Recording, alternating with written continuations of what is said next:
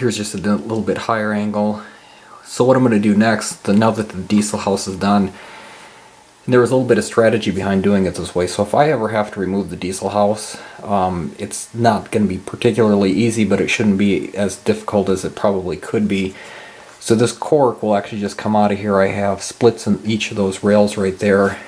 I actually screwed the base underside of the layout.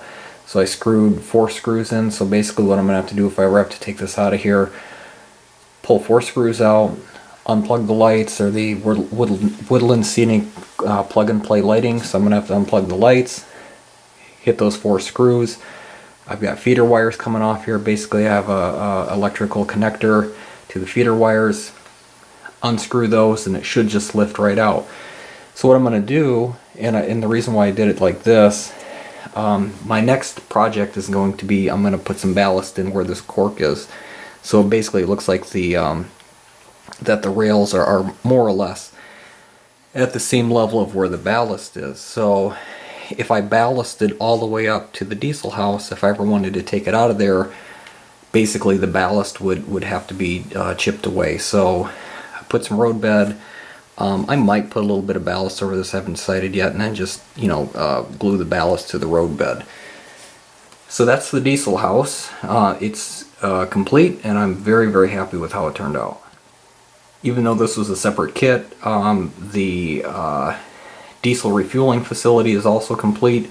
If you see the actual kit, it's actually 2 parallel tracks. I couldn't get it to work that way, just how tight my layout is, so basically I kit bashed it, cut it in half, cut some of the sidewalk off, added these LED light poles. It was a pretty easy kit to put together. I think when it was all said and done, it probably took a couple hours, including the paint, to put it together. Another part of my layout that I'm very happy with how it turned out is my co-op. And if you've watched any of my previous videos, you know that prior I just had basically the more modern cement co-op. I've actually had this steel co-op for probably 2 or 3 years. It's a styrene kit, and I finally got around to putting that together. And basically this is what I see here in Iowa. I see a lot of the new modern concrete grain elevators, but a lot of them still have the old steel elevators. So this is something that's pretty common. I really tried to do a decent job of weathering this to make it look like the steel is starting to get rusty. Here's just a little bit closer look at the new old grain elevator. Yeah, and I painted and weathered everything. Added this grain spout that's coming from the new elevator to the old elevator.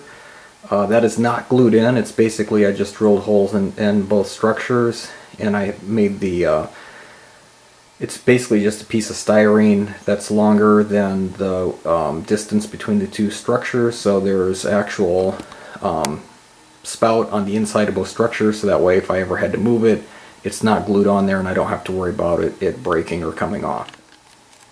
Something else I'm pretty proud of, this spout on the steel grain elevator, I actually had to build it from scratch out of styrene. The kit itself just came with 1 spout that came out the side, which A, it didn't line up with my covered hoppers, and B, I just didn't like how it looked. So I went to my hobby shop, literally got about $1.78 worth of styrene, and I basically pieced it together. I intentionally didn't make it look exactly like the more modern grain elevator, but I wanted something that basically would line up with covered hoppers and allowed me to have the structure at the same depth away from the tracks as the new concrete grain elevator. Here's the grain elevator office with the scale, and you can kind of barely see it, the test spout.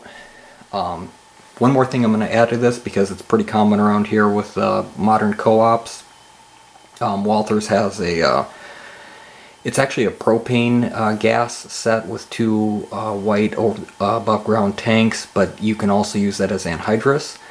And so I'm going to get those 2 tanks, and I'm going to put them just over here to the left of where the grain elevator office is. So It's pretty common for co-ops and grain elevators to sell anhydrous to the farmers. And again, that's a pretty common sight for, where I'm from, is to see the big anhydrous tank sitting out. So I'm going to get it put together. Just past the other side of the grain elevator, I have a lumber yard, which again, pretty common for a lot of the small towns, have grain elevator and lumber yard pretty close proximity, because sometimes they'll share the siding, especially if the lumber yard is getting deliveries by rail. So I'm going to get that going here before too long.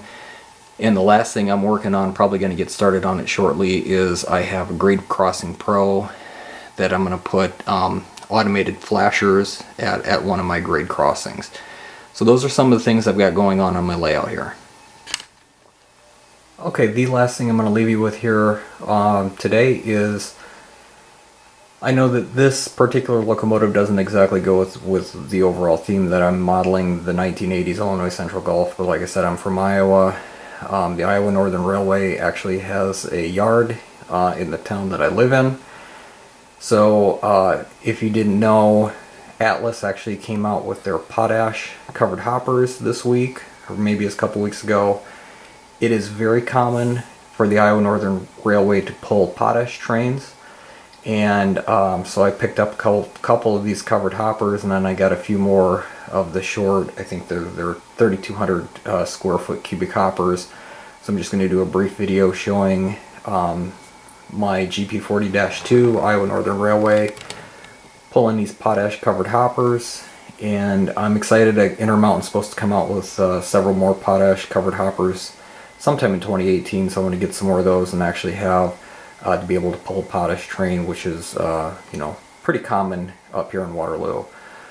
So then the last thing I'm going to tell you is I actually saw the prototype Iowa Northern Railway GP40-2L, road number 4002. I saw it out and about a couple weeks ago, so I'm going to add a couple of the pictures that I took at the end of the video. So enjoy, have a great new year.